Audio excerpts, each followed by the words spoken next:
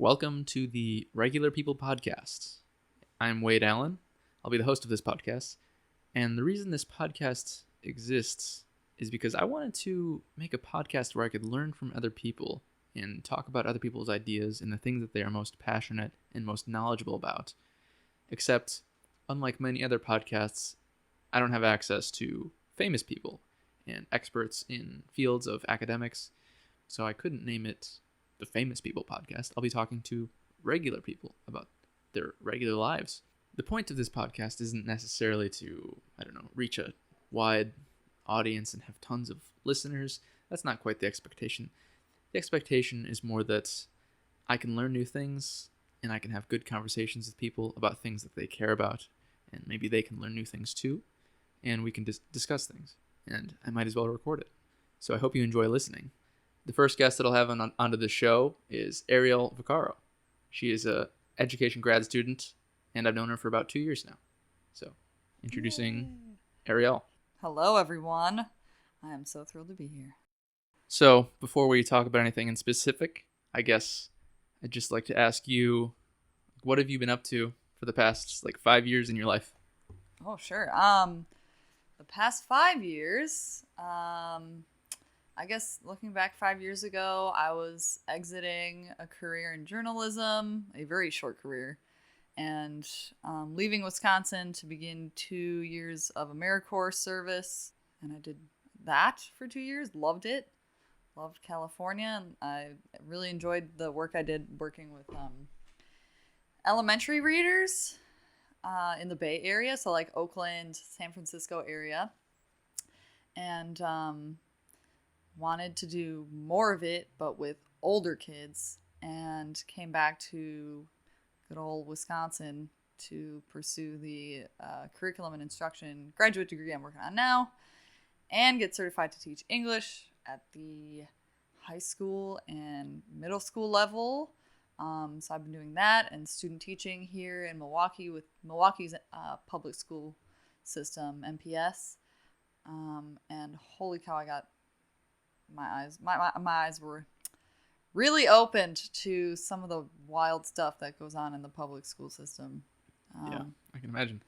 Yeah. From what you were telling me. Yeah, Wade has gotten both joy and horror stories. So, yeah, I've been doing that, and now I'm kind of at the end in a really weird but wonderful transition period where I'm finishing my graduate degree, finishing my literature review, which is kind of like our thesis, I guess, and beginning a teaching career in a suburban school, which will certainly take some adjustment, but yeah, that's kind of where I'm at right now. So in AmeriCorps, when you were in California, what did your day-to-day look like for the work you were doing with the young readers? Yeah. I worked with, so I worked at two different schools. I worked at one in Richmond, which is like a city north of Oakland. And there I worked with 40 kids, really diverse. I worked at a really cool middle elementary school that I worked with a lot of Latinx students. And that was interesting because that was during the year that Trump got elected. And I just worked with them every day to basically bring them up to reading grade level. So we worked with them individually, got to know them really closely. They're such cute little sweet buttons. And some of them made exponential literacy growth coming from all sorts of linguistic backgrounds. We had Spanish speakers, we had Portuguese speakers, kids from Guatemala, kids from Brazil, Mexico, and then also kids who were or speaking English as a first language, native language, who just needed help too. So to get these kids up to grade reading level, were you evenly focused on speaking while reading or listening comprehension? Sure. Or all these things, or was there certain focuses? There were certain focuses. So we would test them and just have conversations with them and gauge what they needed based on that. And that's kind of what you call differentiation or individualized learning. And I didn't know that at the time. I was just I'm just doing what they're telling me. But that is actually a pretty evidence-based education, like modern education kind of strategy, is to really get to know a learner and figure out what they need specifically. So if I had a student, I remember I had one student who could read the words on a page beautifully. She could decode, I guess you would call it, really well. But if you asked her what she just read, she'd be like, I don't know. So that's, she doesn't necessarily need like decoding help, but she might need comprehension help. So like just paying close attention to things like that. And then they also so we worked with volunteers who we would train to then serve these students in the ways that they needed. So then this past year working in Milwaukee Public Schools, what was your experience like there? It was a beautiful experience, but also in some ways quite heartbreaking. So I was serving at, I will not say the name just for privacy reasons, but Sure. one of the bigger MPS high schools, and one of the ones that does not select students. It's not exclusive. So it's one of the schools where, like, if you did not get accepted to another school, you can go to this school. And we had a high concentration of really high need students. And when I say high need, I mean academically and social emotionally. So, and I mean, that's a lot of schools, but our school, as I was told, had a particular reputation for having high need students. And the ways that people would tell me that wasn't, oh, our students are high need. It was, oh, we have a reputation for being a quote unquote bad school. Right. So, it was intense. I would often go to school and sometimes the day-to-day was really nice. Like, I got to work with some really bright students. I was privileged to serve the honors reading class. So we worked with a number of different grades, so 6th through 8th, kids who were testing at or above grade level. Some of them were below, but they showed really strong interest in language arts and reading and writing and stuff like that. So really diverse group of kids. But yeah, kind of outside of the academics, there was a lot of emotional labor to do. I was happy to do it, and all of us were, but it can be really draining work. I worked with a lot of teachers who were like clearly burnt out and just very tired. So although they still love their jobs and they love the students, but they were just not, the staff just was quite tired. So yeah, it was intense. What do you think do you know anything about the pay that the teachers were receiving? MPS is pretty competitive. Yeah. Actually. Yeah. So teachers make pretty solid money, especially after your first few years. Your pay goes up basically each year that you sign back on. There are some pay freezes from what I understand, but for the most part, MPS is one of the more competitive salary-wise places you can work at. But in other respects, it can be, you really got to weigh it.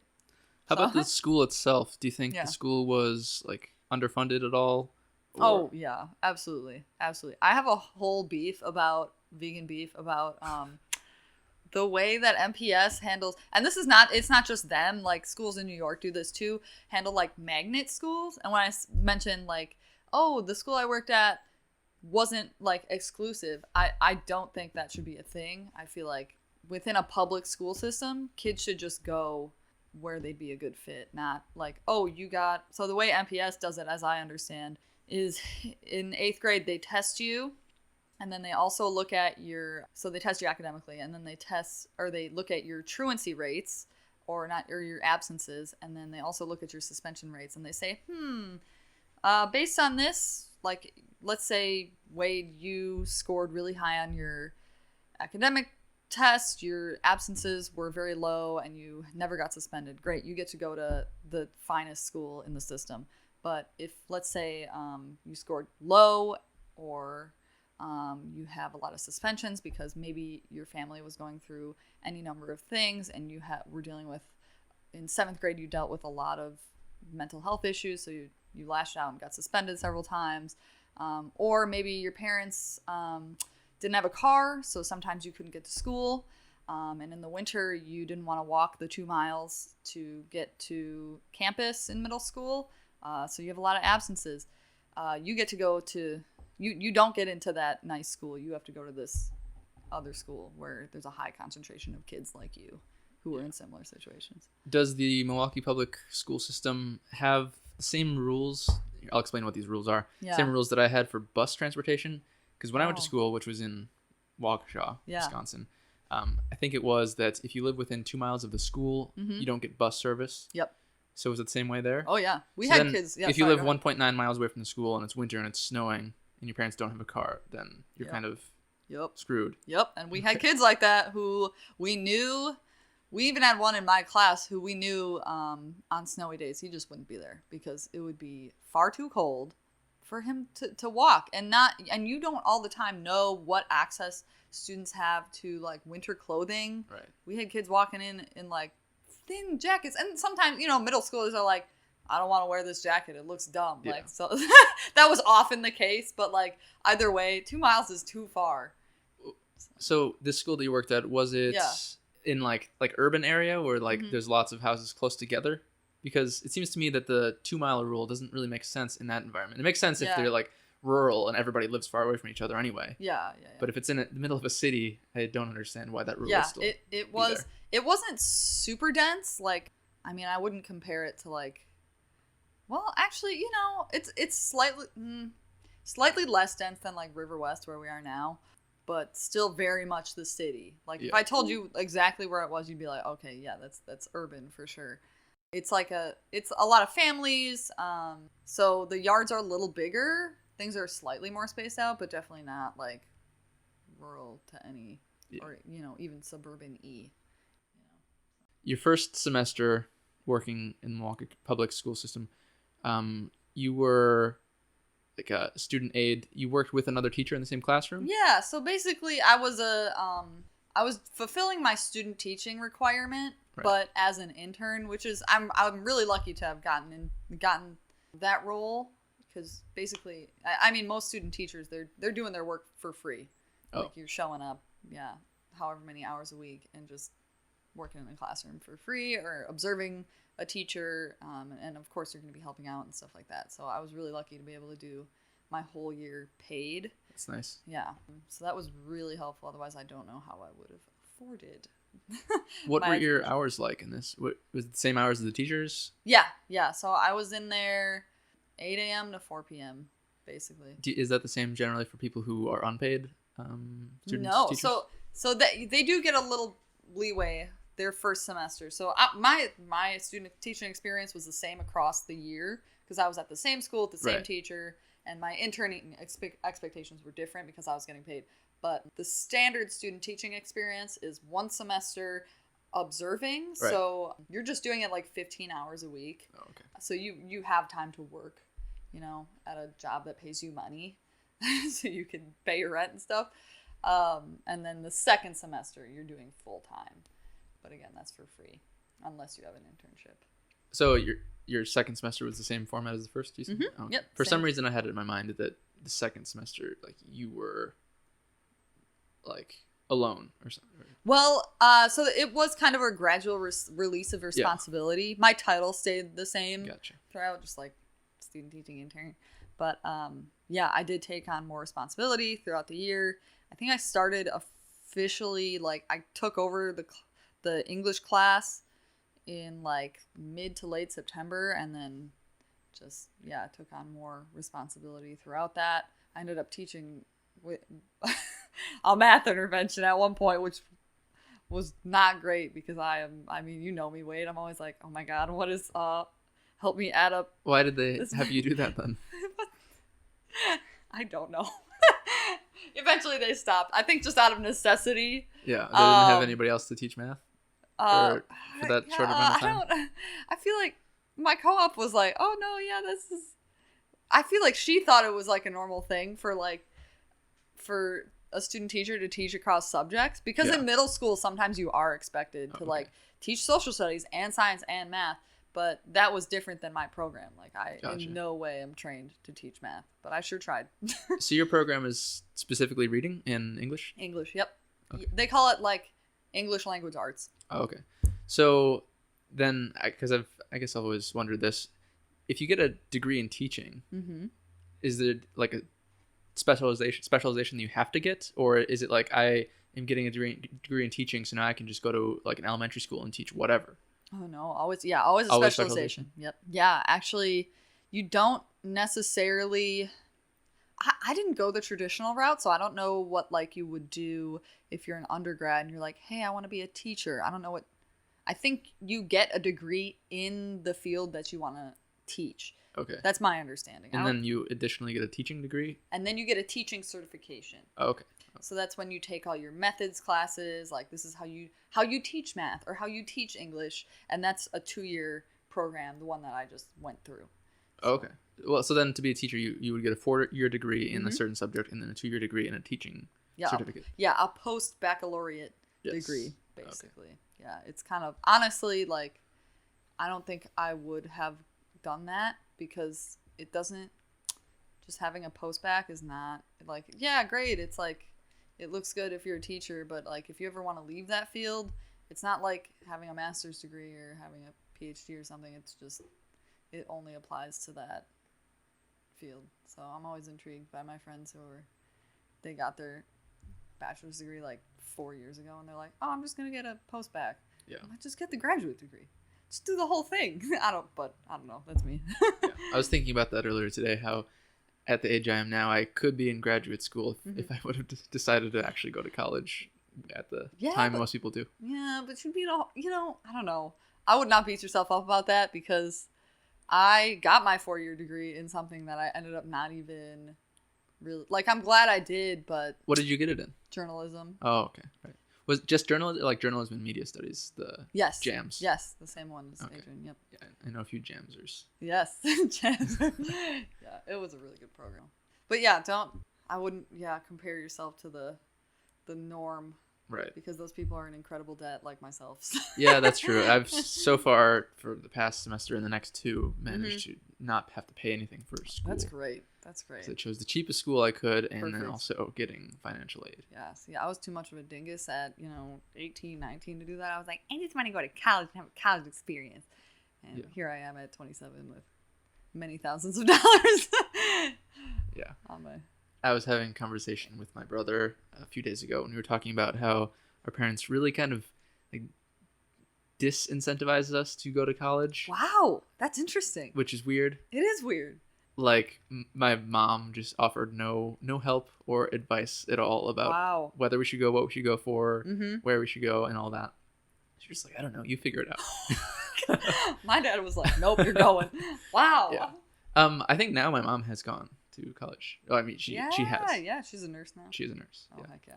And I believe my dad never went to regular college. He got in an apprenticeship in engineering of some sort. That's what nowadays you could not do that. Yeah. You just decide you're going to be an engineer and get an apprenticeship. Oh my gosh, that's very cool. So. Yeah. And my brothers, one of them went to college for a semester. One of them went to college for a year and a half. And this is the same brother I was talking to that went for a year and a half. And he went to somewhere in Michigan. Okay.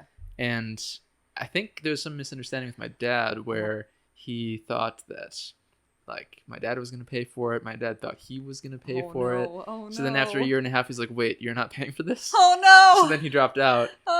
And, yeah, things weren't good for several years. Yeah, that's quite a miscommunication. The job that you just got, do you want to talk about that at all? Sure, yeah. Yeah, I was offered a position at a suburban school district. Maybe even it might be like rural suburban, honestly. So I grew up in Muskego, and this district is pretty close to there. Yeah, I honestly grappled with like I don't know, I just didn't feel right about it at first because I was like, oh, I should be teaching in the city. But why did you want to stay in the city to teach?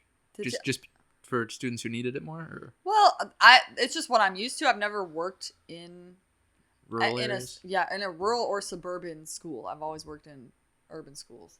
So that, and then I just was getting messaging all throughout my student teaching experience from people at my school that I worked at and in grad school that like, hey, we need you here.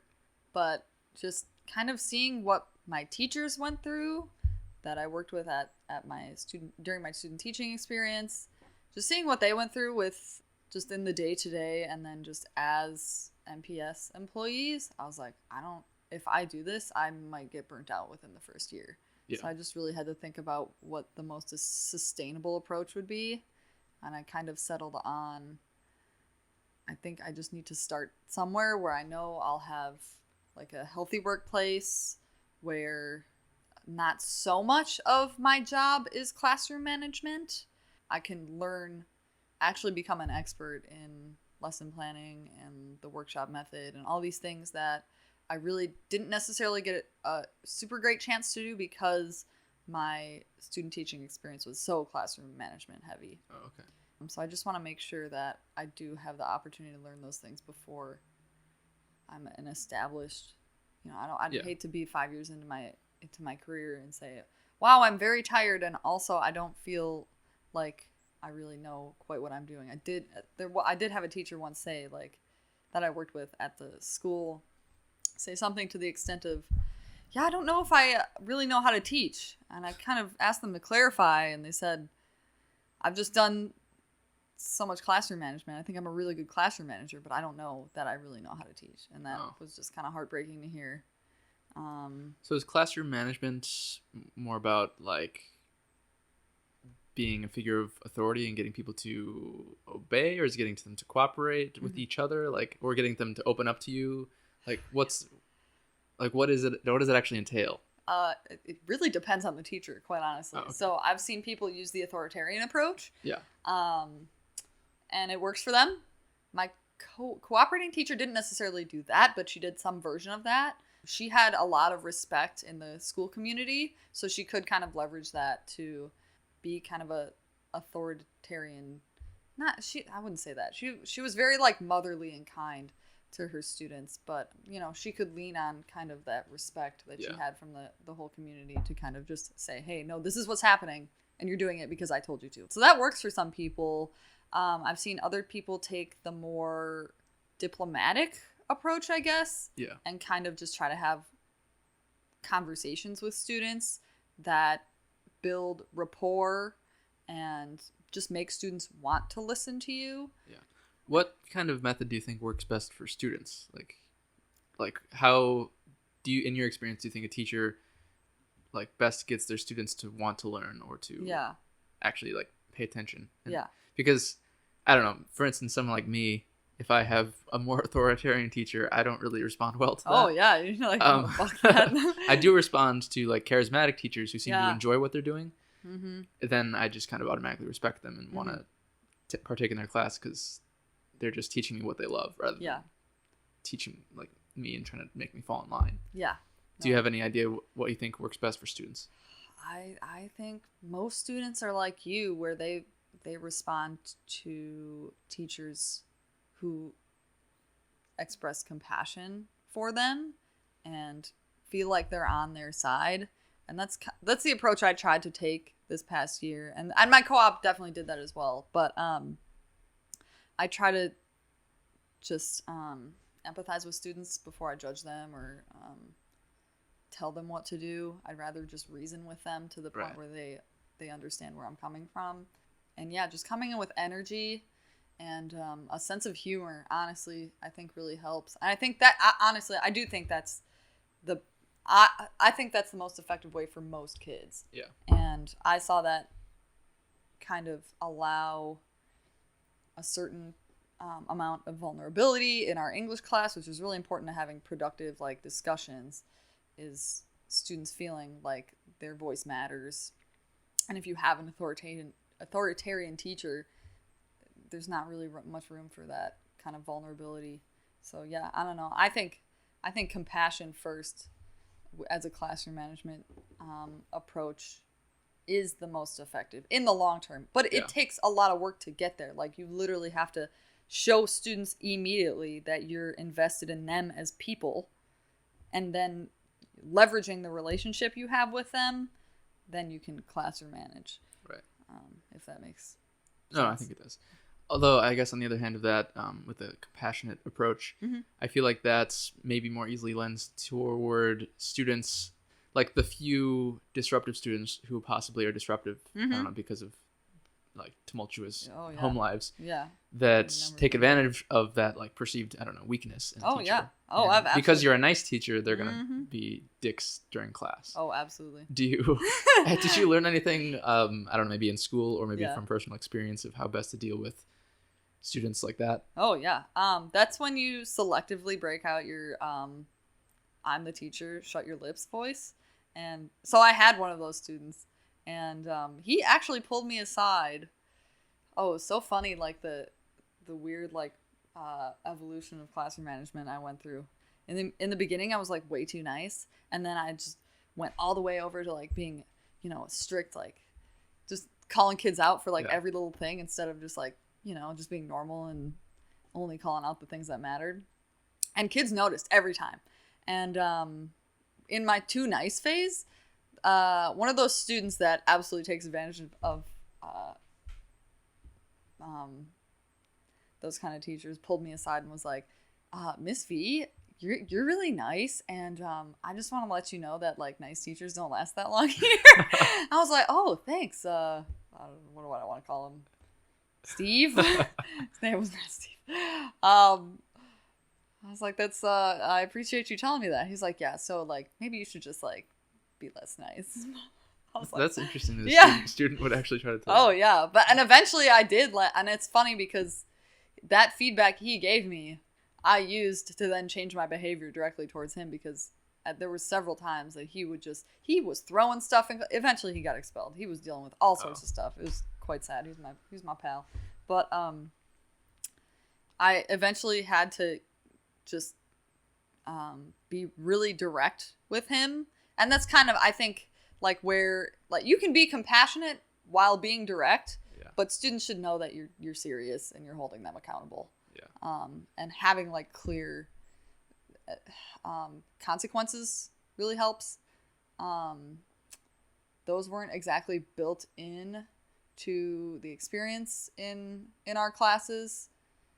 There's kind of we use like some technology tools like Classroom Dojo, but 8th graders don't care about that. But yeah, you kind of have to gauge and kind of alter your approach depending on the student. Like there were some kids I could be infinitely nice to them and they would still listen to me, and some kids I had to be kind of a jag too. Yeah. And then they would respond. They'd be like, "Oh, Miss B is not always nice. Actually, you can peeve her. Yeah. I'm gonna go ahead and not." That really does interest me though, that one student who would be like disruptive and got expelled also warned you that you're being too nice. It kind of makes me wonder if, well, maybe it seems obvious on one hand, but this might also be the territory of like psychology rather than teaching. But yeah. I wonder if those students, they're not like, the only reason they're being disruptive is just because they want attention. It's Sure. not because they have any disrespect for you. Oh yeah. Or No, I believe because I feel like pulling you aside and saying you're being too nice was showing that he does actually care about you and probably likes you he as a was teacher. playing close attention. Yeah. He wants you to stick around. Yeah, But then yeah. at the same time, he's throwing stuff. And Yeah. one other question that I wanted to ask you about that you kind of mentioned with the that same thing is the nice teachers don't stick around long. In your experiences, what do you think? Do you know anything about the, like, I don't know, recidivism rates of teachers? Like how long teachers last before, like, or how many teachers are only teachers for a year? Yeah. Is that common? It is. Yeah. I mean, we know one.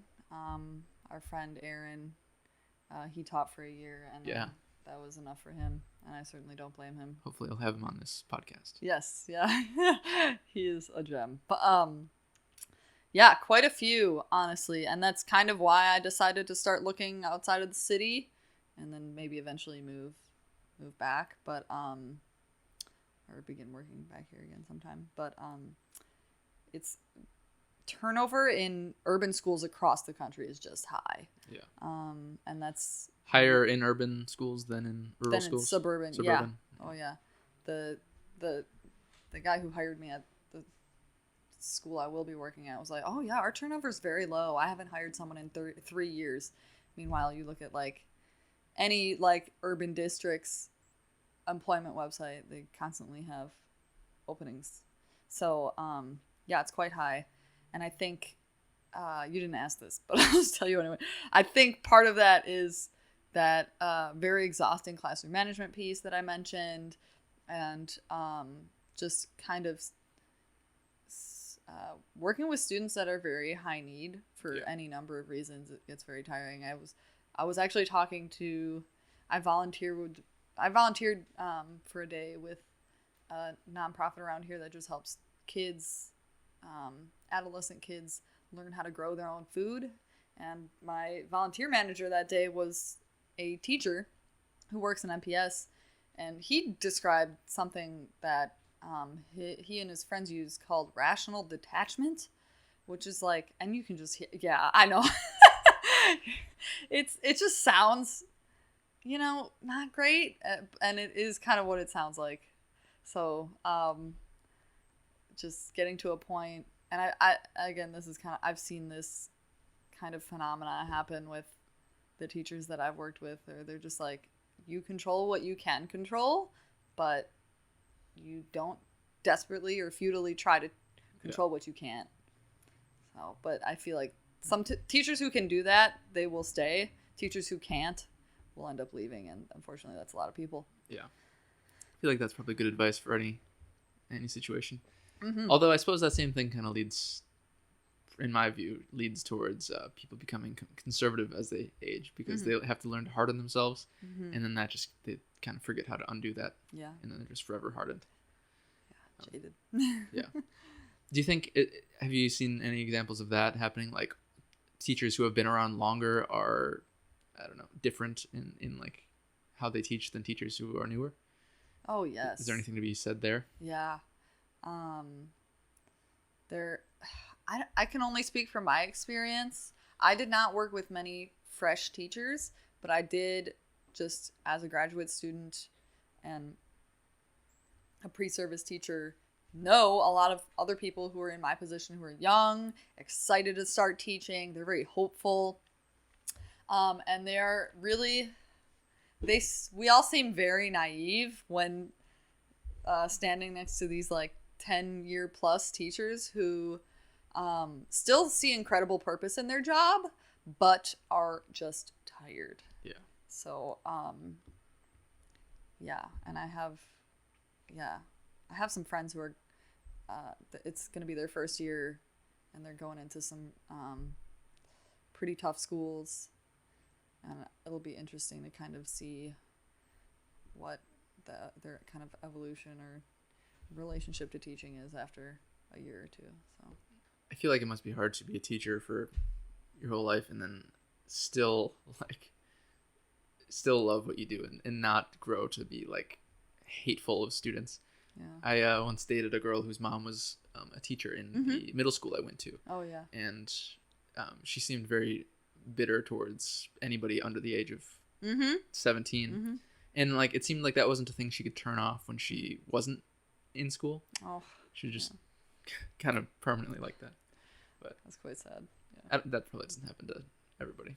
I also there are truly. Knew a lot of teachers who've been teaching for 30 years who are just amazing. And I love it. Yeah. My physics teacher in high school, he was probably one of my favorites, and I had him like 1 year before he retired, and he was one of the best teachers I ever had. He every single day he was still just like doing crazy experiments full of enthusiasm. Wow. And like always just making stupid jokes that usually me and two other kids in the class were the only ones who laughed at, but still I appreciated him. Yeah, that's great. Kids know when they're in the presence of that kind of teacher. Yeah. And there are absolutely people like that, and I feel like my cooperating teacher in a lot of ways was one of those people. Yeah, they're really joyful people to be around, but there's not as many as I wish there were. Yeah. I don't know, I have to think about like education, and I feel like so much of it rests on the personality of the teacher. Absolutely. Like you could take the same exact class at the same exact curriculum and just have a different teacher, and you might like develop a lifelong passion for the subject or not. Like, I don't know.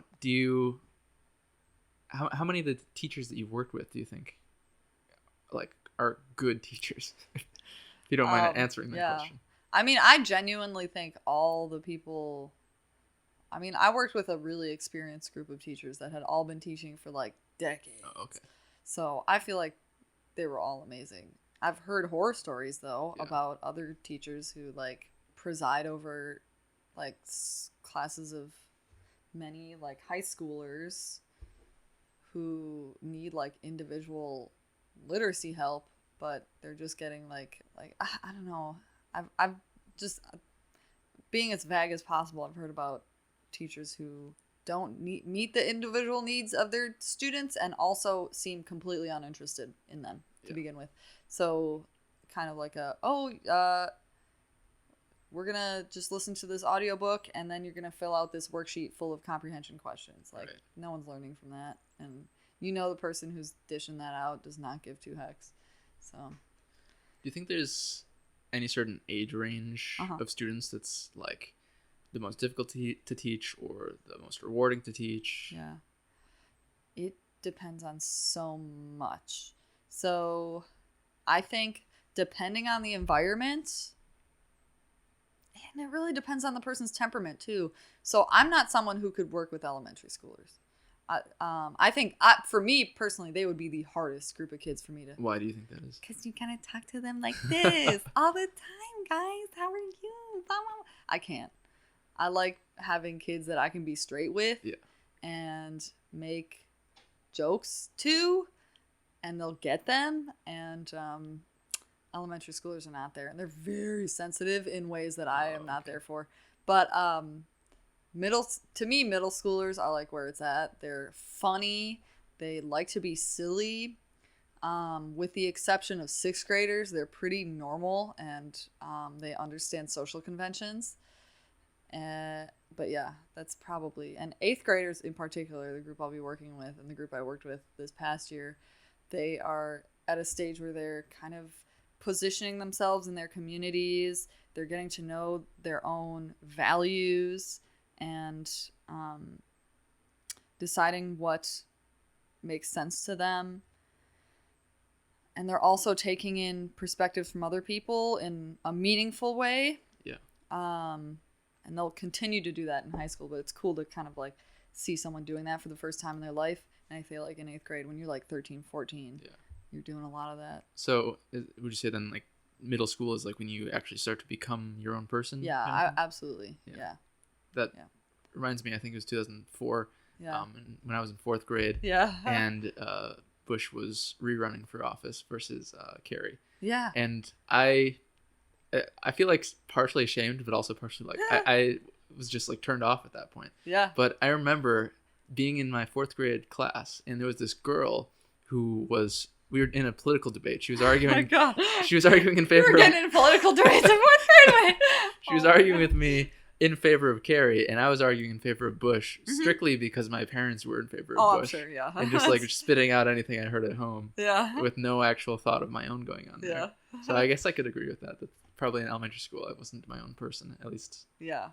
Not in any meaningful way. Yeah. But you were getting there clearly. Like if you were debating someone, you had a position on something. Yeah, but it was just a regurgitated position, I guess. But, yeah. You would later use those skills to debate things that you actually knew to be true. Yeah. At least I have. Yeah. Have you ever considered, or maybe you will consider in the future, teaching English as a second language? I've thought about it. I really enjoyed working with students who were learning it as a second language in California. Sure. That is a whole nother set of skills that I would have to get certified for. Yeah. That'd be pretty cool, though. I don't know how much the actual certification counts for, but getting online certification for teaching English as a foreign language is that's what you're asking. That's yes. foreign absolutely. I would have hopped on a plane and been to Japan by now if I did not have so much student debt to pay. So I want to make some headway on that, and then would the teaching in Japan not pay very no, well? Okay. No, not at all. I looked into it. They'll pay you about $25,000 a year. Oh, okay. Which is great, if you don't have many bills, but I do. Not a lot, but I really want to get my debt down and then be free. Yeah. Not that I have any lesson planning or class management skills whatsoever, but that is something that I technically I'm certified to do. Yes, that cracks me up. So I always kind of think about like maybe I could move to Vietnam and teach some kids English. You could. But I don't know. That's like the plan B, I guess, of my life. Yeah. It's a good plan B. It's a really solid plan B. Yeah. So you recently, I think last week even, turned it in already? Your thesis? I turned in the bulk of it. Okay. It is not officially finished. I don't turn in the finished product until August 4th. Oh, okay. You're asking about my your literature review? Yeah. So most of it's done. Oh, okay. So is it like a first draft kind of thing to turn in, or we're doing it incrementally. So first we turned in the problem statement, the justification, problem overview, and then I just turned in, well, when I was telling you about it, I had just finished the actual review of the literature, so where I break down and draw connections to all right, first sorry, go ahead. Explain to me what your literature review is about and what it is. Talk about that. So I'm studying the discipline experiences of Black girls in American schools, mostly urban schools. And I'm finding that there has not historically been a lot of research on their discipline experiences. It has any research that happens to say something about the discipline experiences of Black girls is mostly to give context to the discipline experiences of Black boys. That's most of. Oh, okay. If that makes any sense. So basically, Black boys have been, among Black students, Black boys have been mostly the focus of any research of research, on students' discipline experiences, especially in cities. But Black girls reside in this interesting intersection of race and gender. Right. So they experience discipline along a lot of different, or I guess through a number of different lenses. And that was kind of what really made me curious about this particular topic. So you're saying that the way Black girl students are disciplined in schools is different from the way Black boys are treated and the way white girls are treated. Absolutely. In what ways?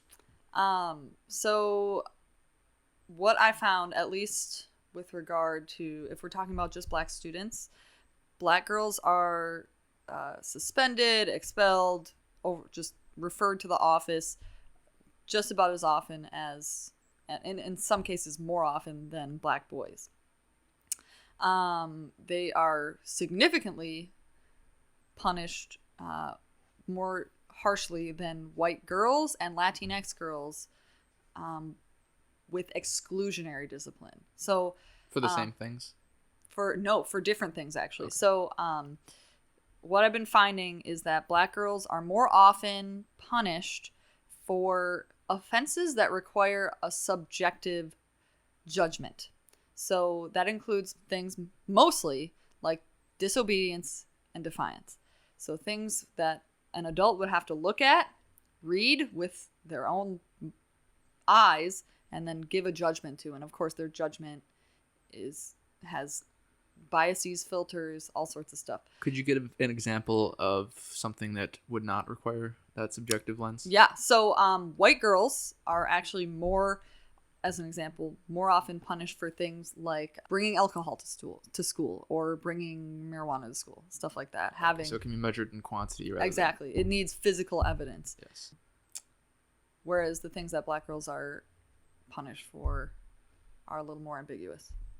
Is that to say at all that Black girls don't bring in, or are less likely to bring in alcohol to schools than white girls? Well, in theory, no. Or just that, like, if we're only looking at disobedience, Black girls will get punished more for it than white girls? Yeah. Okay. Yeah.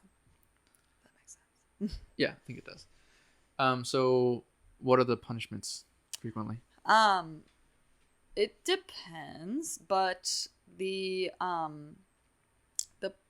kinds of punishments that are really having negative outcomes for Black girls are exclusionary punishments. So things like suspension and expulsion, things that remove students from their school communities, essentially, Right. and drive them into other pathways. So this is when we find students, Black girls, finding themselves in human trafficking spaces, in juvenile detention, things like that. So. Is there any rationale from the schools or whatever sort of system as to why those sort of punishments are a good idea? It doesn't seem like it makes much sense to me if we're trying to educate people to take them out of the school system. Yeah. I think it's and this is just me speculating, but I think most of the motivation behind exclusionary discipline is, one, it's just been around forever. Even, it's not just city schools that expel and suspend, but city schools do more and more often to Black students. But I think the rationale behind it is, oh, you're being toxic in this environment. For the sake of the rest of the class, we're going to take you out. Sure. Unfortunately, it doesn't solve any of the problems. It just puts a Band-Aid on it until that kid comes back to school. Yeah. So, are there not like secondary classes that, I don't know, instead of taking the kid out of the school, you could just like, you're going to, maybe for the benefit of this class, if you're being, I don't know, whatever, disruptive from the point of view of the teacher in this class, we could take you out of this class and put you into the, I don't know, the naughty kid class. The naughty kid class, sure. Is that a thing that happens in schools at all? Maybe in those that have the resources. So in my high school, you could be suspended, but it was very rare that you would get an out of school suspension. You would usually get an in school suspension. Right. So I've had a few of those. Wait, the naughtiest student ever. Oh my god. Yeah. So if the school can afford to have someone just supervise a kid for 8 hours, yes, absolutely, that's a thing. But at the school I worked at, if you were suspended, you had to go home, and your parent had to take off of work. Oh yeah. And this is Oh yeah. I suppose that I didn't really even think about that, but yeah, it has if a cost to the family. Right. Or yeah, and if you like are parents who your kid just got suspended out of school and you can't afford to just take off your job. Now your kid is just doing whatever alone. Exactly. Not even in school. Exactly. Which doesn't really seem all that great of an idea. No, and that's why we find girls in human trafficking rings and in juvenile detention. I mean, I haven't found research that directly correlates like, oh, girls who get suspended whose parents can't be home with them end up doing X, Y, and Z. Like, right. I get, but you know. So, okay, so are you saying that Black girls are more often suspended, or they're just than like Black boys, for instance, or is it just that they're suspended for different things? I haven't. Both? Yeah. I don't know enough yet about Black boys' discipline experiences to say that, oh, they're being punished for the same or different things than Black girls. Right. They are, as far as I know, as far as the research I've looked at tells me, being punished with exclusionary discipline at about the same rate. Oh, okay. For what offenses, I don't know. At least for Black boys, I don't know exactly what they're getting suspended for. It might be, I mean, my guess would be similar things: disobedience, defiance, and then maybe what a lot of schools call third-degree assault, just fighting. Why is it third degree? I don't know. That's just the language that they use in a lot of the research, but I don't know. So assault seems a little intense. Yeah. I don't know. Kids are just going to fight sometimes, but those are the most prevalent offenses. Did you experience a lot of that when you went to middle school and high school, of other people getting suspended or expelled from your school? No. We had, if kids got suspended or expelled, it was usually for having weed. But aside from that, no, very, very rare, if ever. So. Right. So what else does your literature review have to say? So to me, it starts getting really interesting when we bring in the idea of subjectivity, especially considering that 80% of the teaching population is white and female. The people who are observing and citing black girls for disobedience and defiance, the two most prevalent, as far as I can tell, offenses, look like me. So they come from a suburban white background, most likely. And I know just from teaching, working with mostly, the school I worked at was 99% black. Just seeing my own implicit biases pop up. And so the school that you worked at, yeah, 99% black students, and then the teachers were like, what percent white? Across the school, they were probably like 80% white. But in my wing, they happened to be mostly, well, we had 4 teachers, and 3 of them were black. And was the English department? Just the whole middle school. So the middle school was quite small. It had about 4 teachers. Oh. Yeah. Okay. Right? 7th. Yep. 4 teachers for the entire 4 school? 4 teachers. Well, 6th, 7th, 8th. Oh, I'm sorry. 5th, 6th, 7th, and 8th. And only one of those teachers was non-white. So wait, the school that you worked at, there was 1 teacher per grade? Yes. For every subject? Yeah, but it's not. So we were a non-traditional school. Okay. So the school you probably went to probably had like a shit ton of teachers. Yes, because you guys probably had 100 kids per grade. We had like 40 kids per grade. Oh, okay. Yeah. Okay. Yeah, it was like a K through 12 school. So the middle school was quite small. Oh, okay. I see. Mm-hmm. I was talking. Oh, yeah. When we bring in subjectivity, it's really necessary to talk about who is viewing the behavior and applying their own biases lens to it. So the gap I found, at least from what I've read, is there's very little literature on the black experiences of black girls, the discipline experiences of black girls that takes into account the race of the teacher. So there's plenty of literature that describes the race of the student, obviously, but there's so little on the race of the teacher who's giving the punishment. And I think if we're going to talk about the discipline experiences of black girls who are experiencing more exclusionary discipline due to offenses that have to be subjectively judged, it's impossible to do a good job of that, to have the kind of discussion we need to have without knowing the races of the teachers. Because as far as I know, in America, your race is a lens, especially if you're a teacher teaching in an urban school district. So that to me is really important. I think I found maybe one article that even acknowledged the need for that, and they were essentially saying like, we don't have this data.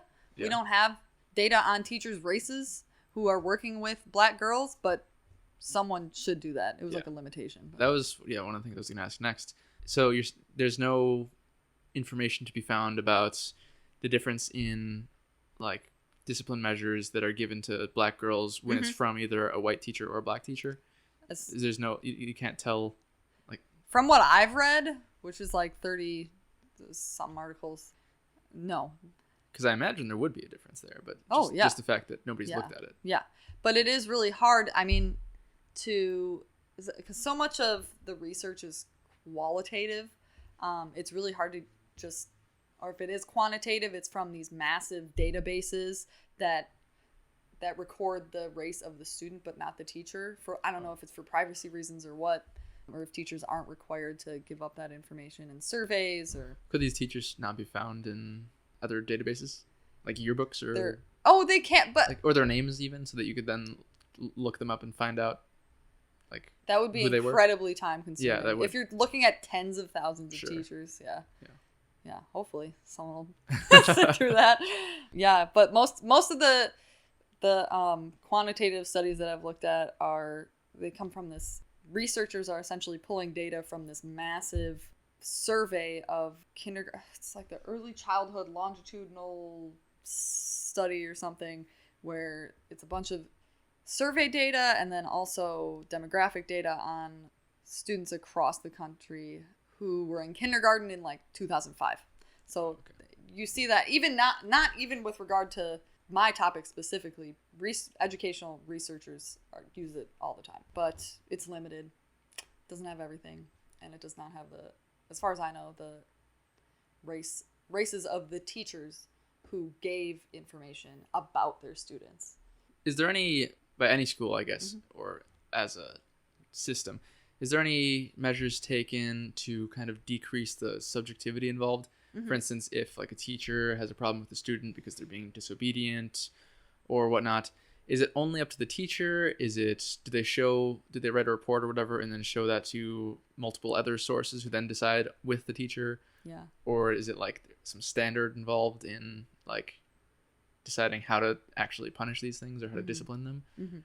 Like, who decides? Yeah. It depends on the school, I think. But one study that I read examined Denver Public Schools' approach to discipline, and they actually had reformed their discipline policies shortly before these researchers came in. And they basically... Was that like a convenient tactic to try? I don't know. Okay. I think the researchers just chose Denver Public Schools because they had instituted all these reforms and they wanted to see whether they had worked.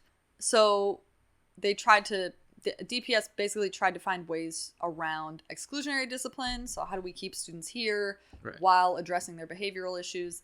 And then I guess they also had a handbook that detailed negative student behavior, so that when a teacher wanted to punish someone for something, they would refer to this handbook, and say, oh, does this fit the definition of defiance?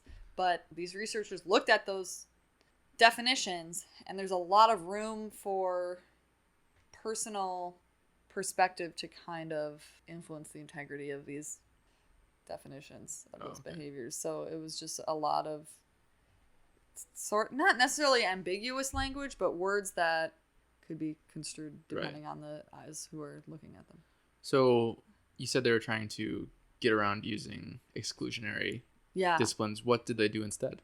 So things like restorative justice, if you're familiar with that, that's So as far as it can take on a lot of different forms, but it might be like circle, where you have the student and the person who they may have harmed in a room together, and they essentially try to process and work to some agreement where they both feel satisfied. And that's kind of like an ongoing thing, as far as I know. Like schools who use restorative justice or have restorative practice classes, it's kind of a thing you're doing all semester or all year, as long as you have this class, not just when there's a crisis. It's one of those things that's less, so like exclusionary discipline is like one of those really reactive tactics. It's like you wait until something bad happens and then you do it. And like sometimes it's necessary for sure, especially in cases where someone's being hurt or something like that. But I like restorative justice because it's really helpful to manage a crisis when it happens and to address a behavior when it happens, but it also is preemptive in that it's a little more geared for students' social emotional health. So especially like restorative practice classes throughout the year, that teacher's working with those students individually and as a group to just help them become better communicators, to help them become more in tune with their feelings and give them tools to process emotions. And I think just relying on exclusionary discipline alone does not get anywhere near that. So, does the Milwaukee public school system or any other like urban public schools, do they have enough or any guidance counselors or like social workers at the school to help with these things? Oh, I do not think even close. They do have restorative practice classes for sure, taught by certified teachers. As far as guidance counselors go, no, I don't think so. And we had like a part-time social worker and a part-time psychologist, school psychologist at our school, and that was not even nearly what we needed. Were they always busy with, like, they had too much work on their hands? Oh yeah, well, I never had a personal enough conversation with them to know that, but I know they were working at multiple schools at once, and for me that would be a lot.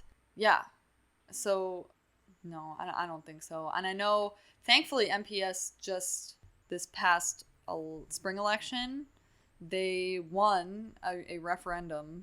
I don't know if you'd call people saying yes to a referendum winning, but essentially there was a referendum that asked the Milwaukee County city if they were okay with like an increase in funding to MPS, and everybody's, not everybody, but a majority of people said yes, so they will get additional funding for guidance counselors and mental health professionals. So the referendum, was that fund specifically for like guidance counselors and psychologists, or was it just in general money?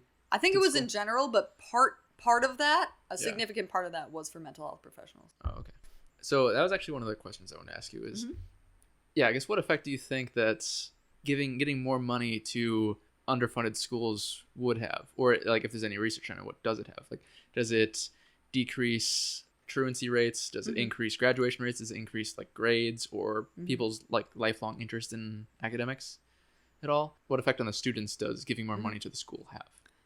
There are very different. So it would depend on who you ask. Yeah. I think it would help immensely depending on how it's used. I think a lot of, especially public schools, really struggle with money going in the right places. But so I think used in the right way, absolutely, it could really help students. I mean, we were working with like some gnarly old technology and stuff. I mean, we had some good things, but like there was a lot of just classroom materials and things that we just didn't have that I know suburban schools don't struggle with. Yeah.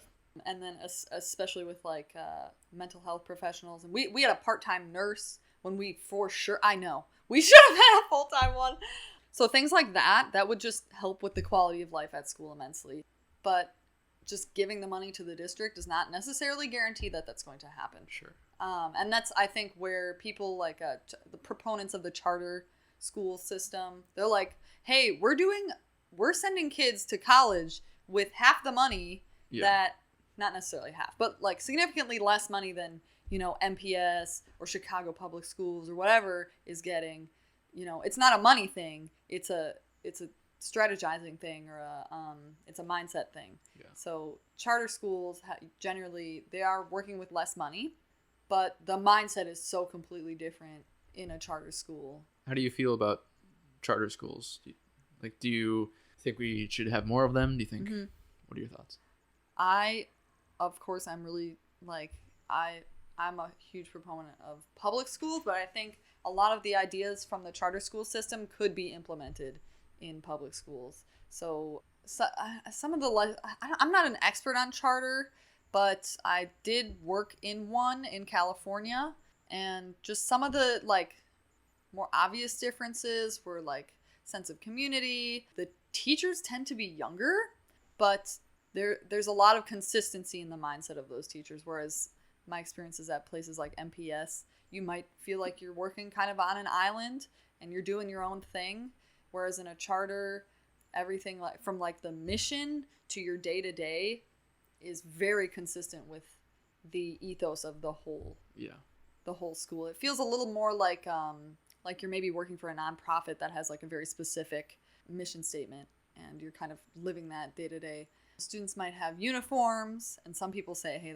that really helps in a lot of ways. There's a lot of, the sense of community is a lot different. They're very involved with parents. So with my experience with charter schools, my little brother even goes to one right now in Milwaukee, and the teachers are extremely communicative with parents. Not that teachers at public schools aren't, but I think in the charters that I've experienced, they are uniquely connected to the teachers are uniquely connected to the parents. That's just like an expectation. What's the difference in tuition or cost of attendance at charter schools? It's the same. So it's free basically, but you have to, depending on the charter, some charters will accept anybody, some charters won't. So like, I don't know if you've heard of Carmen. They are a charter. They're arguably one of the most successful charters in Milwaukee, but they're quite exclusive. So they don't have to take you. If you got expelled from some schools, they might say, no, you're a liability. Sorry, you're going to have to go somewhere else. So that's another. So a lot of people might argue that charters are not equitable, that they're only geared for a certain kind of student. Yeah. And that certain kind of student is one that would have succeeded at any school or done at least pretty well at any school. So kids that just have a strong sense of duty, they have a strong home support system. Yeah, so that's one of many issues that public school proponents have against charters, but Right. yeah. How about private schools? Do you have any thoughts about those? Yeah, I don't know much about private schools. They are oh, sorry, I forgot to mention something important about Sure. charters. They often have like clear discipline systems in order. Like for Carmen, for example, they have like a demerit system. MPS doesn't have anything like that. Does that work more effectively than? Oh, yes, because everyone's on board with it. Yeah. Whereas in MPS, if you want to institute a system like that, you're doing it by yourself. Oh. And unless you can get everyone in your wing to get on board, sometimes it just doesn't mean anything. Like, oh, great, Miss V took a point off the dojo chart for me in English, but that doesn't matter when I go to social studies. Like, so, yeah, and there's no such thing as like detention or anything like that. So, in what schools? The charter schools? In the school that I worked at. The school you MPS. worked at, there was no such thing. Oh yeah. Detention. No. Oh, because there's nobody to have to oversee detention. I genuinely don't know, but that might be part of it because you would have to pay a teacher to stay in. And do that. Yeah. Is a lot of this just like a symptom of lack of funding then? Because if you're trying to get students out of your school because you can't pay to keep them under watch in your school, is that just rather than, I don't know, just straight up shitty practice, it's like because they don't have enough money? Is that like all the expelling and suspending and no detentions? Like, is that just part of it, or is that all of it? I don't know. Honestly. I feel like it would depend on who you ask. Could you ask that question one more time?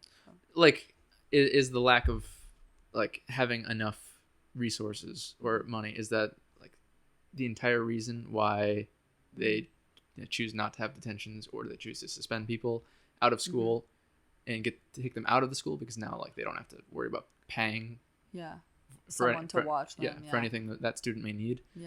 It might be. They do, like, your school will still get the money that week, even if, like, Wade, you're not there because you got expelled for a week. But I feel like that might be part of it. And then, so with charters, again, they have less money, but they're still holding detentions and stuff. But they're also working teachers, I think, harder. You're just going to be putting in more hours for free. But again, that's the expectation. That's the culture. Do you know if teachers are paid similarly in charter schools? They're less. Less paid and less. more and more hours? work. Yes. And that's, that's kind of like, especially in Milwaukee, that's kind of the tone. It's like you can work in MPS and make better money, but your job might be It's kind of interesting, really like that would work, because I feel like a lot of people usually point towards getting more money as a sign of like better quality or better workplace, right? Yeah. The benefits and the money are really good in a lot of public school districts, but your day-to-day workplace is not guaranteed to be a sustainable one. But they know that, and I think that's why they offer such competitive money, whereas the charter schools can hire people for less because teachers do want to work in a school where they're not constantly classroom managing. Anything you want to talk about of your thesis that we didn't get to? I'm sure there's a lot in there. A little bit more about like solutions, but we talked about restorative practice, which I think is huge. Just making teachers aware of their own implicit biases is also really important, so that when they are faced with making a subjective judgment, they aren't necessarily clouded by their conditioning around race. So for me, growing up in a white suburb, I certainly left there with implicit biases about people of color. So just being able to be a reflective teacher, to be like a fly on the wall while you're teaching, being able to look at what you're doing and saying, examining your language, and thinking about how race and gender have a real impact on the way you teach and the way you classroom manage. And not even just with regard to race, but especially when we're talking about Black girls, about gender, because Black women throughout history have been subject to a lot of really negative stereotypes. Some positive ones for sure, like that motherly nurturing stereotype, but also the things like the angry black woman, the sapphire. We experience those as white people, and we've lived in communities that try to confirm them all the time. So there's no way that that's not present in our psyche as we're teaching. So it's just really important to examine that, and then to examine our own psyches, but then to also give Black girls ways to celebrate themselves. Throughout their K-12 experiences, Black women and Black girls experience our biases as teachers and internalize those. And sometimes that results in them devaluing themselves. Even though they're perfectly intelligent, beautiful human beings, they are viewing themselves the ways that we teach them to view themselves. So giving them spaces to build each other up, build themselves up, to feel empowered, and to not fear like the white gaze, to not feel like they're being watched and judged. Are these things that you, I don't know, are there like specific examples of how to do this, or is it more just about your like every moment of being a teacher just like giving off vibes that you're not like judging people or stereotyping them? Yeah. Like, are there specific things to do? Yeah, there are. So that, of course, just being someone who exudes, just being a teacher who is reflective and vocalizes that to students and acknowledges their own biases through like, I've apologized to students for things I've said, not like racist, anything like that, but just being someone who apologizes, who isn't afraid to acknowledge their own mistakes. That goes a long way with students. And being someone that just is clearly a work in progress. So I would let students know, or I'd at least try to just let students know that I'm learning just as much as they are. But there are specific programs and curriculum developed by folks who want Black girls to have spaces to be Black girls and to not have to do so with constantly worrying about the way that white people and white teachers are perceiving them. So one of those, if I can remember, well, I'll just try to remember it as best I can. It was basically a program, an after-school program for adolescent Black girls, where they were taught all of these different like characteristics to be like a whole healthy human, and then also given creative outlets to build their own identities as Black women. So that's one thing. I've also read about curriculum exclusively for Black girls, where it would be like kind of like a workshop where an educator would offer students texts by Black women, facilitate discussion, all just for Black female students. So things like that are really, the research shows are pretty effective for most students. But it does get tricky so that first program I mentioned to you, it gets a little tricky because some of those programs are essentially, while they're doing really good things, they're essentially teaching Black girls how to be more white in order to survive in a white-centric academic world. So how to be more submissive and quiet rather than more direct, assertive, someone that advocates for themselves, because those traits don't fit into what we call like a good classroom. Classroom should be quiet. Kids shouldn't speak out of turn, blah, blah, blah. And some of this programming, to me, basically does that. It basically teaches kids how to survive just a messed up system. And I don't think that does much to solve the problem. Nor does it show students, hey, the system you're in is messed up. It doesn't really acknowledge that. It's kind of just... Isn't that kind of what the school systems want, though, is for just kids to be obedient? And because that's what they're getting in trouble for in the first place. Yeah. So then are you advocating for just, I don't know, changing the format of classes entirely then, rather than not being so focused on quiet and listen to the teacher and do what you're told? I guess in some ways, yeah. I would love a shift in culture in our in American classrooms. One that is inclusive of all styles of learning. Some students learn really well in really boisterous classrooms where they're able to shout out their ideas, and some students don't learn well in that space. They work well independently, or they prefer one-on-one instruction, stuff like that. But that would take just such an incredible culture shift and like some incredible responsiveness to students' needs, and we just don't have the people or money or time to do so. But yeah, essentially, I would love even a slight just expectation change. I feel like a lot of the times, and I felt myself in this kind of mindset when I first took over our classroom as a student teacher, where I was just thrown off by every time a student would speak out of turn, or anytime someone would go to the bathroom without asking me.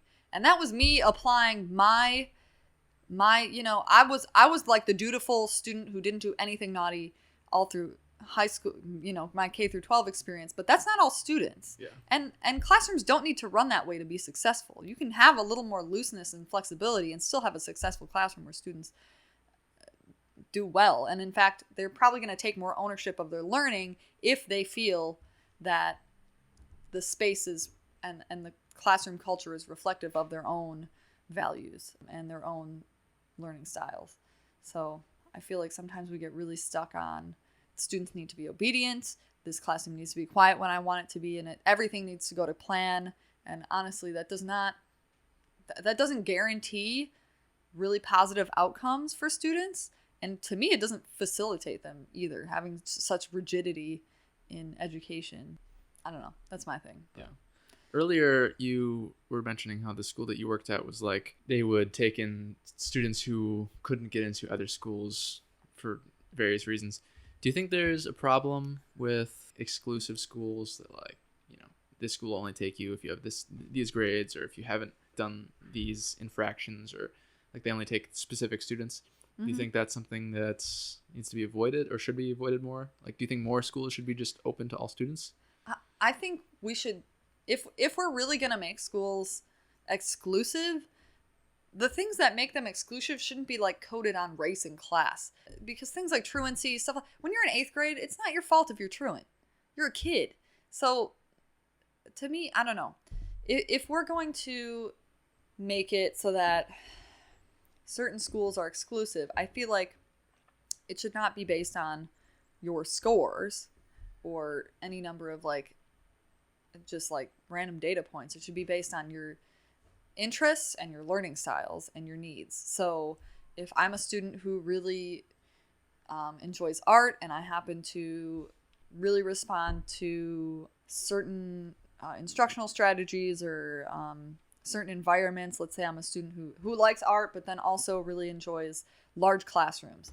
Maybe I can go to this one school that really would work with me in that way. Or I'm a student who benefits from small class sizes and a lot of one-on-one time. Maybe I can go to a different school that'll give me that. But right now that's not the case. It's just, oh, you have really good grades, you get to go to this school, where we've basically funneled all the quote-unquote good teachers and all the good students, and you can just go to school there. Whether or not they're going to serve your individual needs the best, we don't know. Yeah, that's kind of that does sound like it might be a good system of going off of interest, but then I feel like it might run into the trouble of don't schools have incentives to keep their graduation rates as high as they can and their overall test scores and students' grades as high as they can. So then if they have any reason to believe that a potential student wouldn't graduate or wouldn't get good grades, then they probably wouldn't want that student. Yeah. Is there any way to, I don't know, change that or get around that system? I think maybe I'm reading your question wrong, but maybe, we'll find out. Yeah. Maybe not so much placing students in schools based on their interests, but based on what we know about their learning styles. So the kind of environments that they learn best in, that they're most successful in. Okay. I think that would be a better way to ensure better outcomes for students. And like I said, some students respond really well to louder classrooms where they're allowed to speak out, more boisterous environments, and some students really respond well to quieter classrooms where they're able to work individually. And we're even seeing things like that in kind of subtle ways now, where students can learn online or they can learn in person. I mean, that's just a really... And yet they still have to pay the same cost. And they still have to paying pay online. the same cost. Yep. Yeah, but essentially just being responsive to the environments where they learn the best. Okay. I think that would be more meaningful than just throwing a student in a tech school because they like to work with wood. Like, is that something that already happens like enough in schools of like measuring their best environment for learning? Like, do you think that the average school has that information? No, not at all. I don't think any of that comes into play until you're considering colleges and you're like, oh, I want to go to this school because they have X and Y and Z programs, or it's a small school and I went to a big high school and I hated it, so maybe at this small private school I can get to know my teacher better and have, I don't know.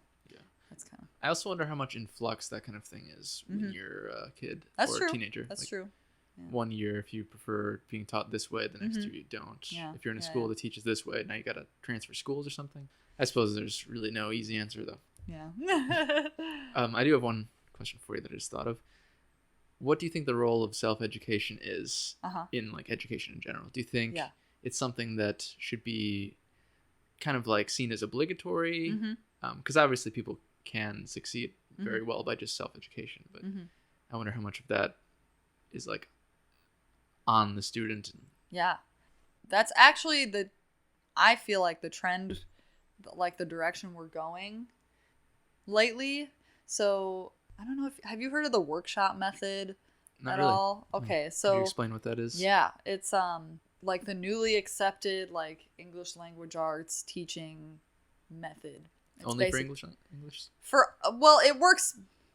It's most effective as far as I know for English language arts. And the teachers, the people who developed it were language arts teachers. So essentially, rather than your standard teacher lectures, maybe you do a little bit of group work, maybe you do a bit of individual work, but mostly your teacher's blabbing at you. Yeah. It's not so much about you. It's pretty teacher-centered.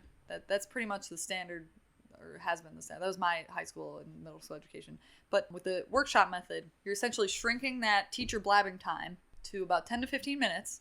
And then the rest of the time is what you called self-education, but we call workshop time. Okay. So students are working individually on either reading or writing. So they get their own giant chunk of practice time. And to me, that kind of carries this, like that self-education ethos. Like the student takes ownership of their learning. That's something you hear a lot in the education world is we want students to take ownership of their learning. Like that's what people mean is like basically becoming someone who seeks out their own education. Yeah, like a lifelong learner. Absolutely. Yeah. That kind of reminds me of, like, I guess 2 of my classes in high school. My drama class is just kind of formatted in very much that we work on things ourselves. But I feel like it's hard to have a drama class that isn't that way. Yeah. And then my physics class also, a teacher would always teach us something and do some experiment at the beginning of class. And then he gave us homework, but then he gave us the second half of the class period to do our homework, so we never actually had homework. That's awesome. But then also I had an experience in one of my history classes in high school where the first semester it was like what you described, teacher talks at you and you listen. And then the second semester my teacher was like trying some experimental teaching style or whatever where it was called a flipped classroom. Have you heard of those? That's basically, yes. Yeah. That is essentially what the workshop method is modeled after, yeah. Okay. I do remember hating that. Yeah? Because normally it was in history class, he would have his PowerPoint and he'd talk about history and we would just write notes. And then every couple of weeks we'd have a test or whatever. Yeah. And it was easy enough. Not very interesting, but easy enough. And then flipped classrooms, we were supposed to watch his lectures that he would record on our own time at home. Oh my God, no. And then when we were in class, we were supposed to do homework. And the reason I hated this mostly was because I didn't do the homework the previous semester. Yeah. And that was no problem for me. And now all of a sudden I was expected to just sit there in class for an hour and do the homework that I didn't want to do. And I couldn't really do anything else. That is hilarious. Oh my gosh. Yes, I have heard of that. Yeah, that's not quite workshop. Maybe I was wrong. I have heard of that though, like Yeah. teachers being like, "Oh, the information's online. You better come." Having read it, I don't like that. I think honestly, I hate the idea of homework. I think it's terrible. Yeah. I think it ignores like the idea that like kids are at school for 40 hours a week, Yes. which is insane. And then for us to literally be like, "Here's 10 more hours." Yeah. No. No. Like, I remember I didn't take the like AP hard whatever classes, college credit classes in my first few years of high school, but I had a lot of friends who did. Yeah. And I remember them basically always doing homework for their super hard tests. Those kids didn't get childhoods, as far as I'm concerned. Like they would spend their lunch hours, they'd spend all day after school doing their homework. No. Yep. And like I was like, what? I don't even have to do any homework because I'm fine with taking a seat. Yes. You're probably a more well-rounded human because of it. Also, I think the idea of homework kind of sets up either a false idea of the future or like a bad idea of the future, where it's kind of like when you go into your career or job, whatever it is, I feel like the fact that you had to do homework the last 15 years of your life sets you up for the like thinking that you're going to have to do job homework. Like you're going to have to take your job home with you. And I don't think that's a healthy thing. I can personally attest to this, yes. Yeah. I definitely am an advocate of my job is this time of day. When it's not job time, I'm doing something completely unrelated to my job. And I don't even have to remember that I have one. Absolutely. Instead of now it's time to do more job at home. Yep. That was pretty much the first couple years of my working life is I would take my journalism work and just like do it at home. Just always doing it. Yes. And I remember my partner at the time just being so irritated that I was working all the time. Yeah.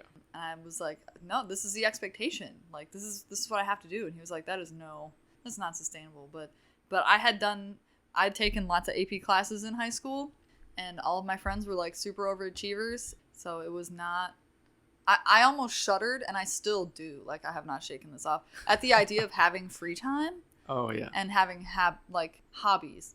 And that, to me, that's sad. Like, I would love to like work through that so I can do some other things. But like, yeah, that's the thing. I really don't like homework. I think it's a completely like inequitable institution. It assumes that kids have a safe, space at home to sit in silence. Yeah. And do incredible cognition fueled labor for 2 hours after sitting in school for 8 hours. The last thing I want to do after being at work is go home and do more. I don't know.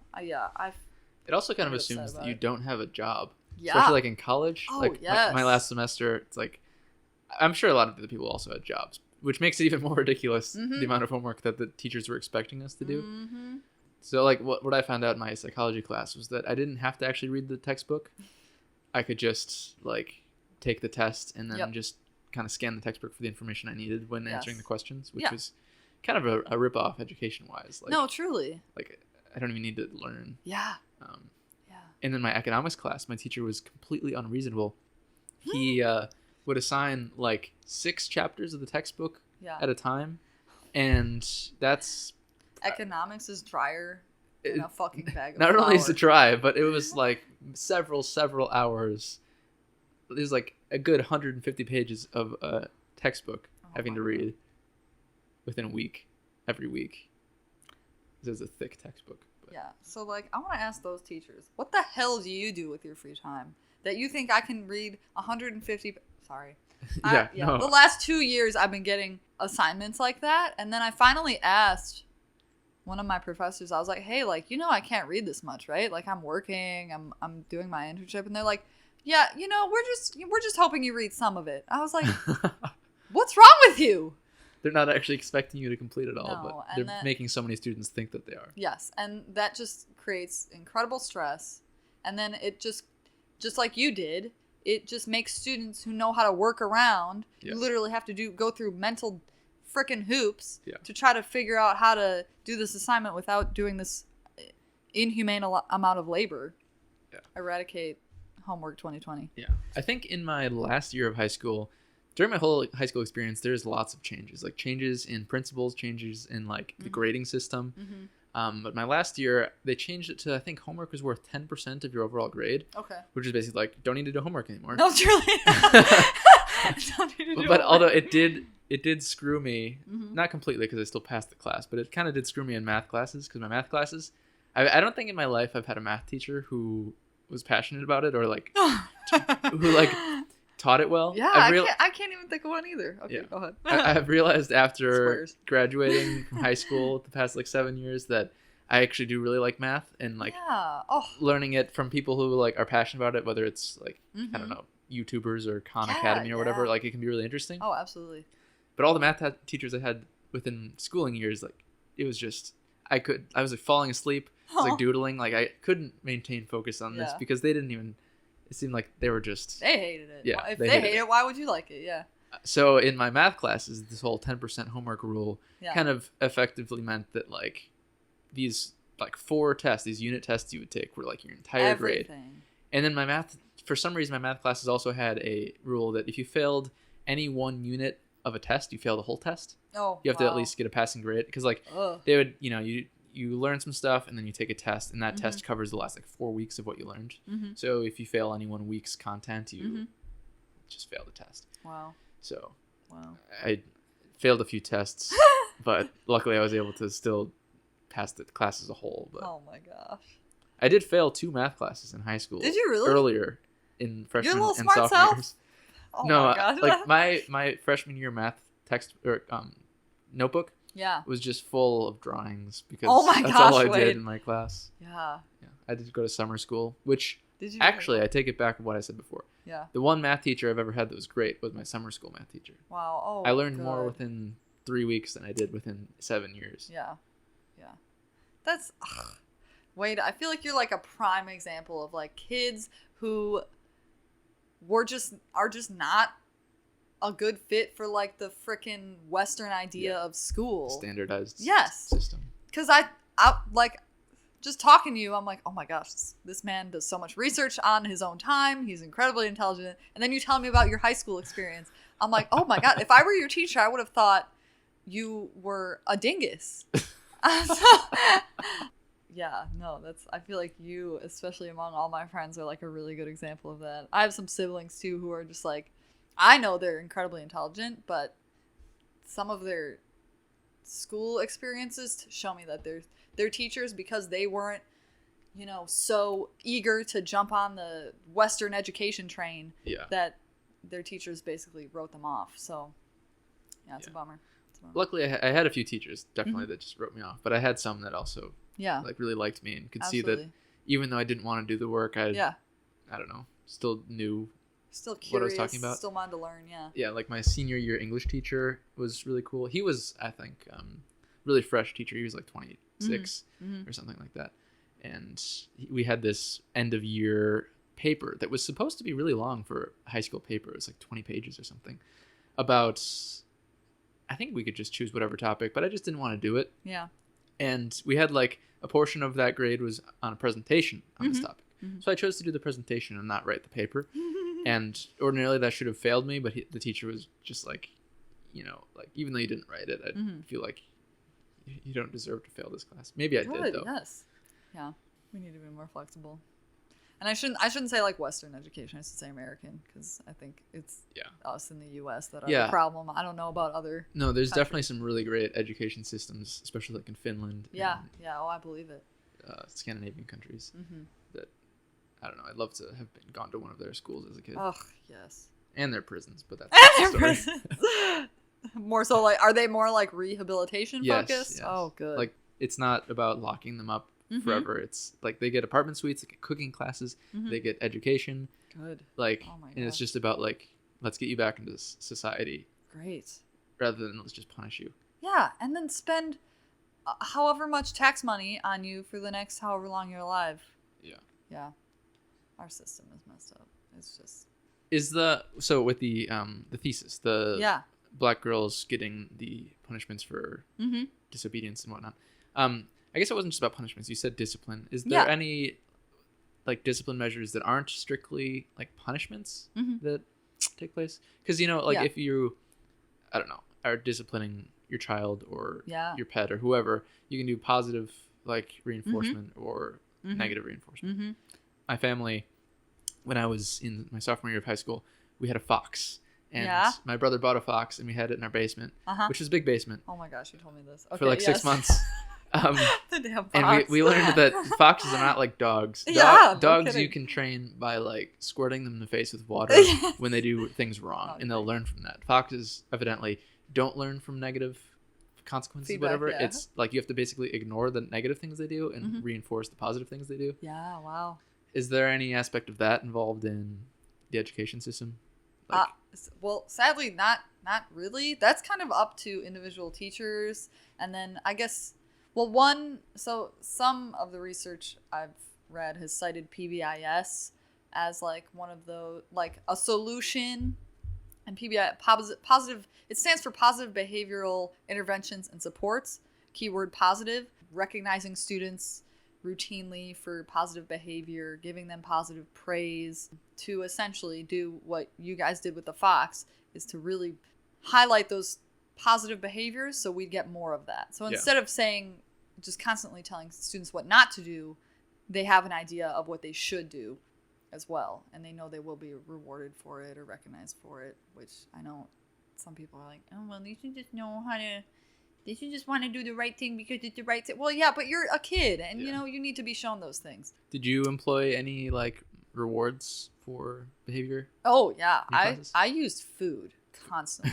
Yes. Oh my gosh, I gave out so many mandarin oranges, especially to the 6th graders. If I knew my cooperating teacher wasn't going to be around after lunch and I was going to have to hang out with the 6th graders by myself, I was running to Aldi's and getting 2 big old bags of mandarin oranges so I could give to students who, during like group work time, I saw they were on point. I'd be like, there you go, Pierre. Here's mandarin oranges. And just like make a show of it. I'm like, yes, Pierre, great job. Here's a mandarin orange. I'll be back with another one if you continue, blah, blah, blah. So that kind of thing. So do you think it doesn't really matter what the object is or what the reward is, just the fact that they're getting one publicly? It depends on the students. For our kids, it better have some decent value. Because we had a lot of teachers who would use like candy as positive reinforcement to such a degree sometimes that kids didn't give a shit about it after a while. Oh. I used fruit because fruit was like a rarity and kids were really stoked on it. But I've heard of teachers doing goofy things such as, and I am not even making this up, like, you know, smelly chapsticks?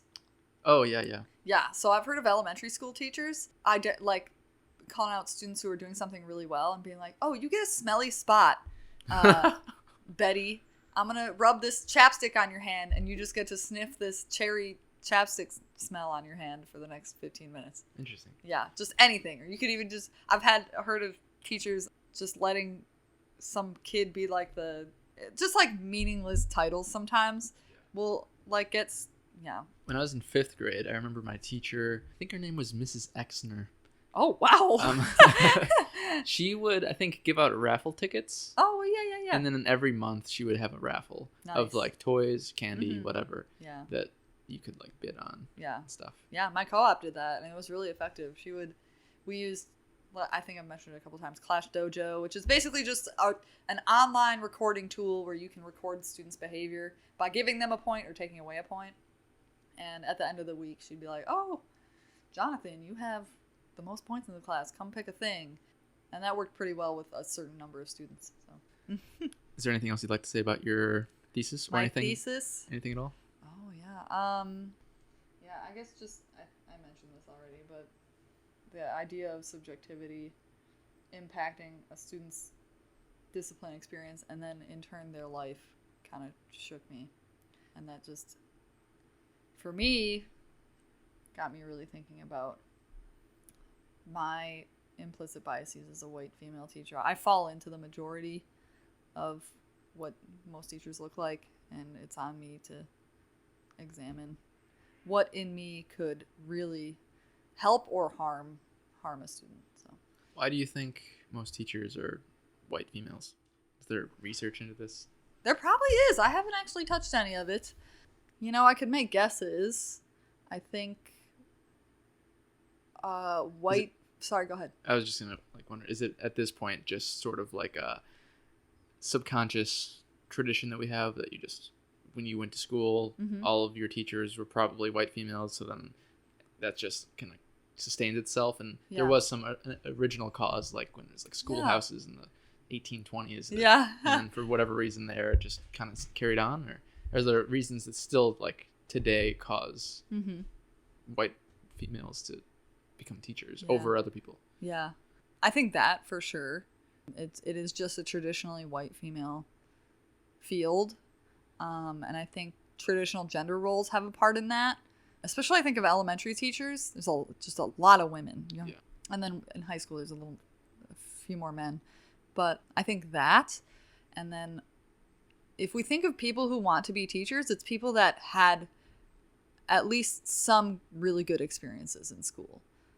They can think of a teacher that really supported them, something like that. So I think, and especially after reading all this research, the system is really, kids who are really dutiful and honestly like submissive and obedient really succeed in our current system. And that's more often white females. Yes.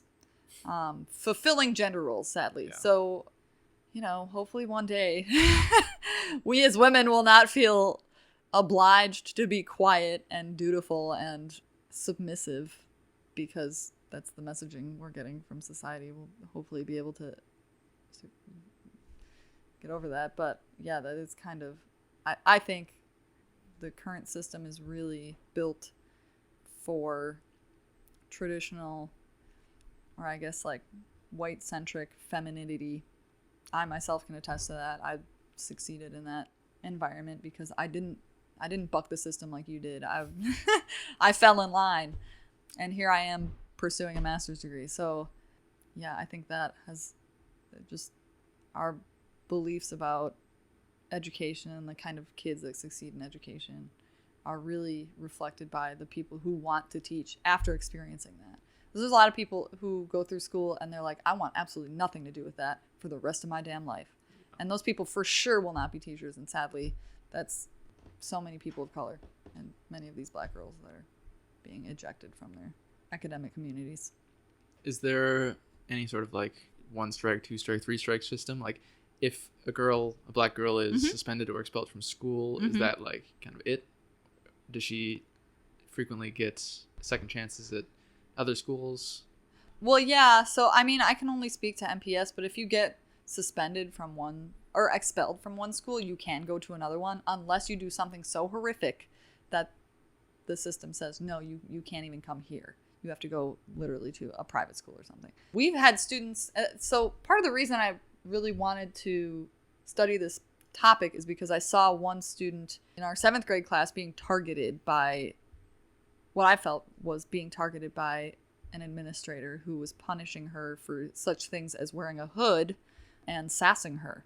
So, and when I say punished, I mean suspended, just constantly suspended. And eventually the parent got involved and asked for a meeting with all of us teachers and interns and administrators. And the parents just expressed that they were having to take off of work constantly to watch their daughter, who, in my experience, was not that difficult of a student. She was just loud. And again, loudness does not work in our current system. That's read as defiance or whatever. And the parent essentially asked us, like, hey, what's going on? Like, can you tell me what is this student doing? Just fill me in. And all of us teaching staff were able to, and the interns were able to just say something good about this student, because she really wasn't that problematic. She didn't hit or hurt anyone. She didn't bring things to school that she wasn't supposed to bring. She was helpful.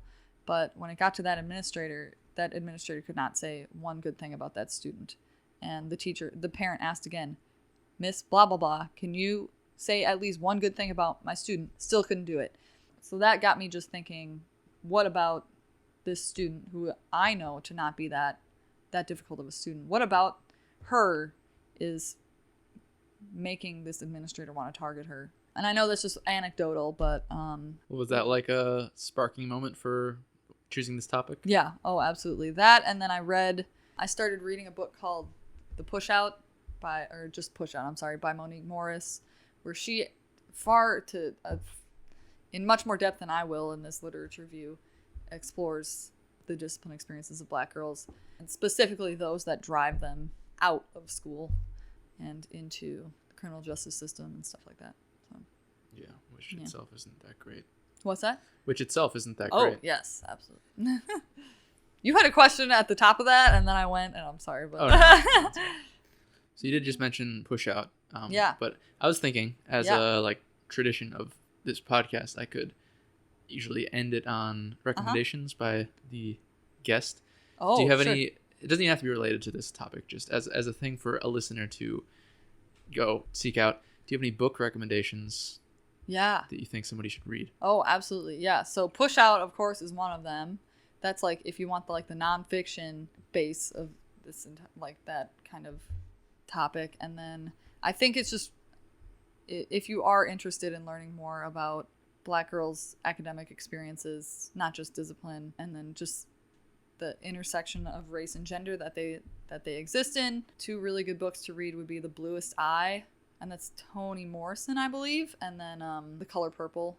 And I'm trying to remember the author of that one. She's a very famous author. But both of those stories are told through the perspective of Black girls and Black women. The Bluest Eye is told through the perspective of an adolescent Black girl in like not quite the South, I think like Ohio or semi-Midwest, just like the her world essentially, and then her friend's world. And then The Color Purple, that's a classic. That's the one that, I mean, there's a movie of it with Oprah in it. That's told through the perspective of a Black woman who is married to a man that she absolutely does not want to be married to, and she's kept away from it. She's not allowed to get an education, blah, blah, blah, and all sorts of things ensue. Her sister is a missionary in Africa, and it's, I don't know, it's a really good book. I guess aside from The Color Purple, again, do you have any TV show or movie recommendations? Ooh, yes. So educational shows, I guess. I don't really. Or documentaries, I guess. Documentaries. 13th. I have not seen it yet, but I'm told. That was a good one. Did you watch it? Okay, yeah, that's a really good one, especially now. Yeah, I don't know. I just watch a lot of anime, Wade. I'm just a trashy TV watcher. I feel like a lot of people I know are into anime, but I'm not super into it myself. Okay, it's fine. I was just exposed to a very ridiculous anime called Food Wars. Yeah. Wait, I was watching that last night. Are you serious? I saw like 10 episodes of it a few days ago. Who showed it to you? One of my friends. You're kidding me. Yeah. That is the stuff I am on right now. I just watched so much of it. Oh my gosh. It's really absurd. Okay. It's absurd, yes. It's just like, it's so... Food orgasms. Yes! Constantly. It's so funny. Oh my gosh. Oh, I just finished the one where he meets his roommate. Or not his roommate, like his, like they all live in like their little dorm. Yeah. And the guy who just struts around in an apron. Oh, yeah. It is hilarious. And then he's like the number 7 in the school, and he wants to challenge his place. Yes. Yeah. So funny. Oh my gosh. Yeah, the show's outrageous. Yeah. Yeah, Food Wars, watch it. Boku no Hero. Y'all should all watch that one. That's the one the kids are all super excited about. Oh, really? Yeah. Also, I mean, they also like Naruto. Like, they like all the old animes. Never seen Naruto. But... Yeah. Apparently it's really good. Kind of like some Avatar vibes. Oh, okay. It's like righteous warriors. All right, well, I think that probably about covers it. I think so. Thanks for coming on the very first episode of the Regular People podcast. I'm honored. Yeah, and I mean, I really owe this podcast existence to you because what? I feel like people at like a previous job had told me to do a podcast with me and my friend who would talk at work all the time, and that didn't go anywhere because he disappeared off the face of the earth, I think. Oh jeez. But then more recently, over the past like year or two, you were mentioned it a few times. I was like, maybe it's a good idea to do. Heck yeah. So we'll see how it goes. Yeah, thank you for the excellent questions. You're a skilled interviewer. Oh, that's good to hear. You have a good radio voice. So. I hope so. I'll find out from any I don't know, comments or people's thoughts if they tell me. Yeah. Thank you for listening to this episode. Thanks, Ariel, for coming on. You are so welcome. Goodbye.